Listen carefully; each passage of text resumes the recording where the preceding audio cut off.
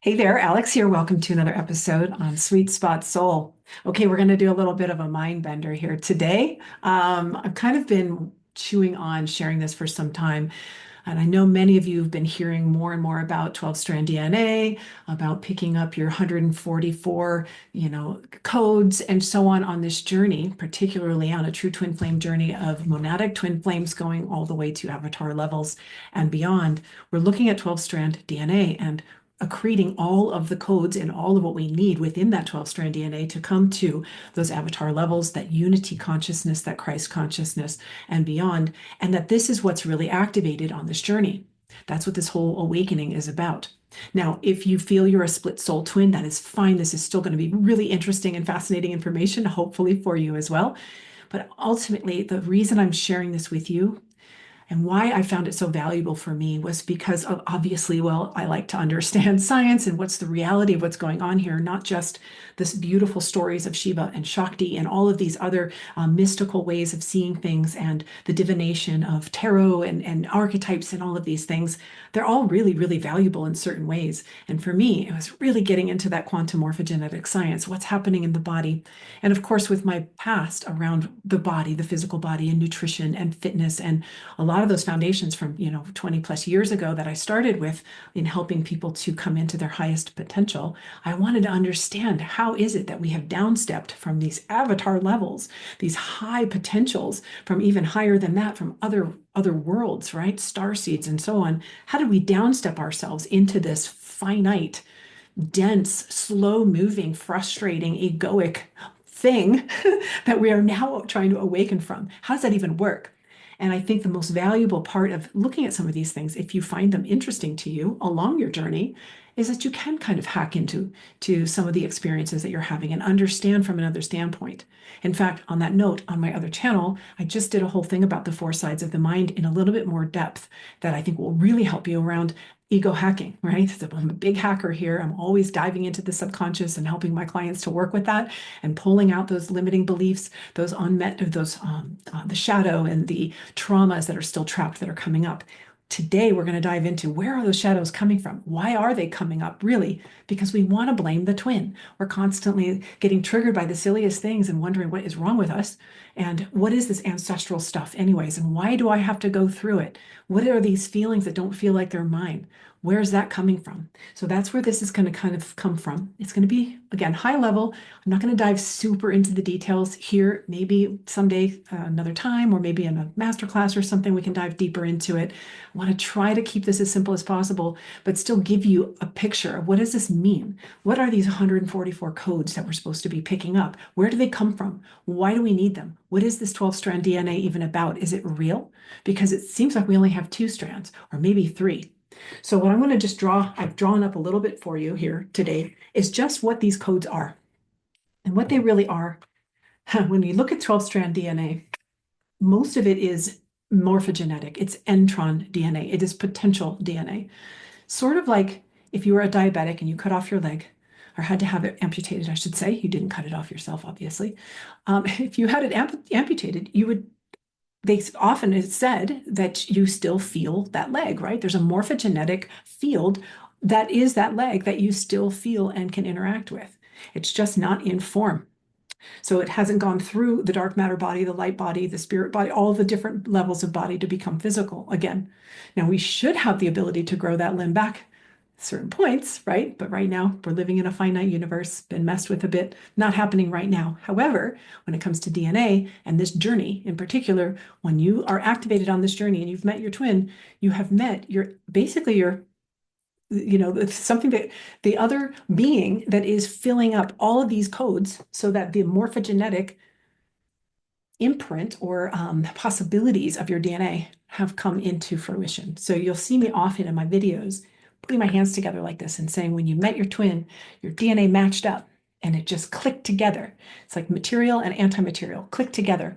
These are the positive and negative charges of the masculine and feminine. They are called vector codes. It's a base accelerator, a base and an accelerator that come together and create a unit. Okay, and those are called vector codes. There are 12 vector codes in a fire letter, and there are 12 fire letters in one strand of DNA. So look at this as your 12 strands of DNA. Okay, you've got, looks like a clock face. Okay, 12 o'clock, 6 o'clock, 3 o'clock, 9 o'clock, and so on. You've got 12. Let's say that's your 12 strands of DNA right there. There are 12 fire letters. Each fire letter is 12 vector codes. And a vector code, again, is a base and an accelerator, a positive and a negative, a masculine and a feminine. So those masculine and feminine come together, and you've got your material, anti-material, building out that DNA strand, right? Let's say this is your one DNA strand, but they do it for most of them. Now, I've talked about the monad, and if you depending on how many of the codes that you share with your twin, and maybe you share some, maybe all, depending on your position. That part doesn't matter too much here. I'm just going to assume that they carry most of the codes for you to fulfill your 12-strand DNA.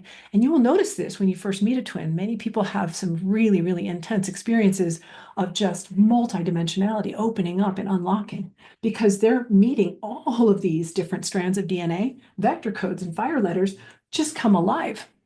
So these here, I'm just going to say this is harmonic universe number 1. This is strands 1, 2, and 3 right here. So this is harmonic universe number 1.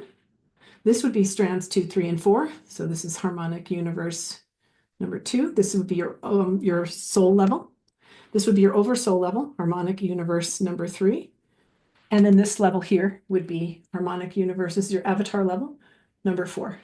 This is your 12 strands. Now, yes, we can get out of this matrix as well, but these are the 12 strands that we're looking at here to get out of this time-space matrix that we are in.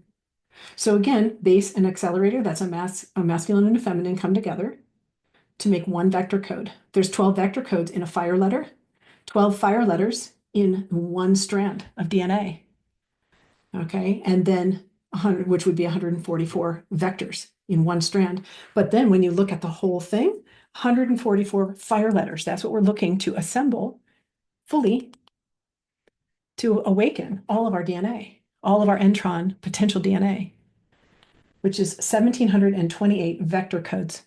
Now, these numbers are probably familiar because I talked about these downstepping, right? The downstepping of the consciousness, right? It comes in and it downsteps to 12, and then that downsteps to 144, and then you've got, 1,728 possible incarnates, right?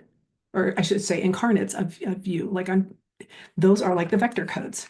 And so when you meet different people and you meet different soulmates, even karmic people that or partners or what have you, different people have different codes that you can pick up. Working with you guys as twins, working with you is like amazing because I'm helping you just through my tonality and my voice and through working with you, and you're helping me. Working together, we're sharing codes. This is what sharing codes means. We are picking up all of these different vector codes in order to reassemble our DNA together to go back home. Your twin carries the most of it. That's why they trigger the most of it. Now, I think on another video, what I'll do is I'll talk about other types of relationships. I wanted to do it with that sort of foundation because when you meet other people, a soulmate, for instance, they have some of those codes, but not all of them. So you don't phase lock together like you do with a twin. With a twin, they have matched so much. And it's again, the positive and negative. It's the material, anti-material that they lock in, they phase lock together, and they create a third unified field around them. And then they function together. So that's kind of how that happens now. And it's difficult, it's traumatic, it's hard because when all of that clicks together like that, the ego gets dislodged.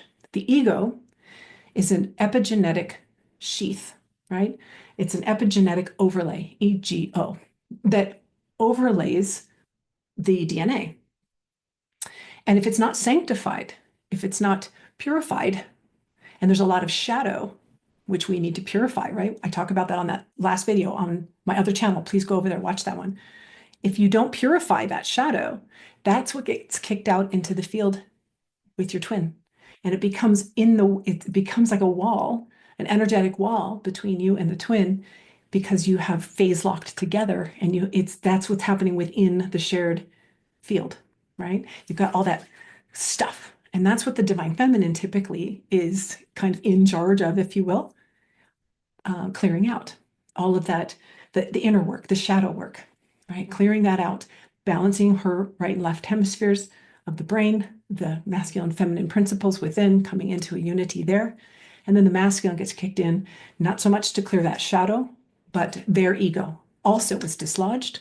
And theirs is going to be more from the lower chakras, and it will be more of the physical realm that they will be working through and processing their traumas and their karmas from their lifetime and lifetimes as well. So that's kind of how that works. I will go more into detail about that ego and the shadow and all of that, and these different types of relationships and how they relate to this DNA, why we attract certain people in our lives, how they trigger us, how even the karmics, for instance, they really are a trauma bond. It's shadow attracting shadow and locking together in a trauma bond, right? It can be very, similar feeling as a twin flame initiation because you're dealing with shadow, shadow, shadow, and polarity. However, of course, that doesn't work out. Over time, it definitely plays out differently, but that's kind of what that looks like. So I won't go any deeper than that. That's enough to chew on for this, but I hope that this makes a little bit of sense. I hope it makes a lot of sense. My intention, again, here isn't to confuse you or get you all in the head about things. It's literally for you to understand, wow, every person I meet, I'm attracting. I'm attracting them either by my shadow or by some certain codes that we need to share, because energy is always seeking to balance itself. It's always seeking to balance itself. This is your creation. You've invited every single experience in, knowingly or unknowingly, consciously or unconsciously, in order to balance. And because we're all on the in-breath, we're all moving back into the higher dimensions, back to source. That's what's pulling all of these things together now. We're not in the out-breath right now anymore. We're not in the extension and separation. We're on the in-breath and unification, purification and unification. That's where we're going now. And so these DNA, understanding that you're reassembling your DNA, however many strands that you have.